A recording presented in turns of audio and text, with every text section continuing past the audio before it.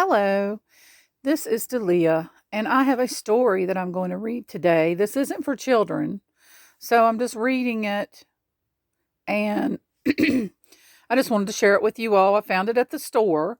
It's just Scary Stories 3 More Tales to Chill Your Bones, just in case there's people in here that can't read because of their eyes being bad or just that you want to hear somebody read a book.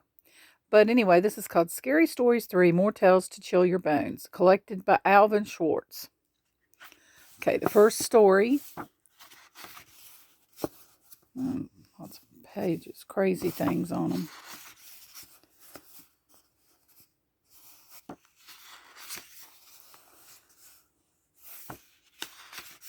Reminds me a lot of Stephen King a little bit. Called Boo Men. The girl was late getting home for supper, so she took a shortcut through the cemetery. But oh, it made her nervous. When she saw another girl ahead of her, she hurried to catch up.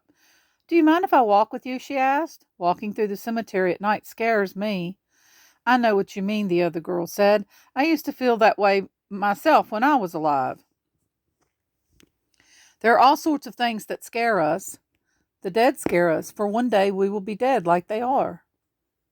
The dark scares us, for we don't know what is waiting for us in the dark.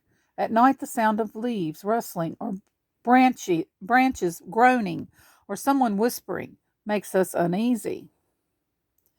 So do footsteps coming closer. So do strange figures.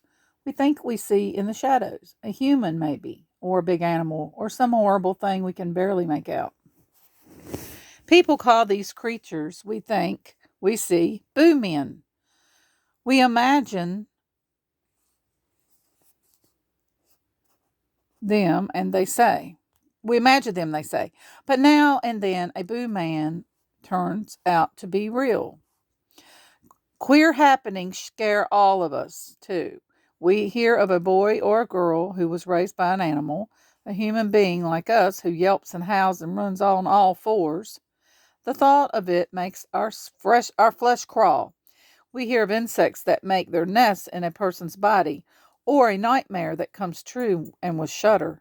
Sorry about the mess ups. If such things really do happen, then they could happen to us. It is from such fears that scary stories grow. This is the third book of such stories I have collected. I learned some of them from people I met. I found others, tales that have been written down in folklore, archives, and libraries.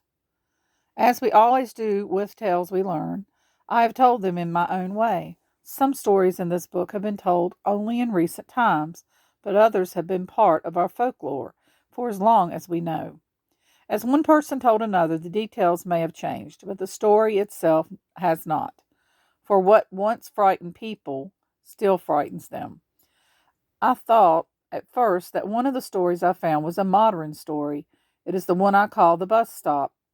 And then I discovered that a similar story had been 2,000 years earlier in ancient Rome, but the young woman involved was named Philemon, not Joanna, as she is in our story. Are the stories in this book true? The one I call The Trouble is true.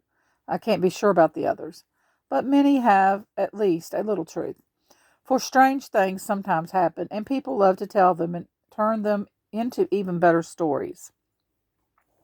Nowadays, most people say that they don't believe in ghosts and queer happenings and such, yet they still fear the dead and the dark, and they still see boo men waiting in the shadows, and they still tell scary stories, just as people always have.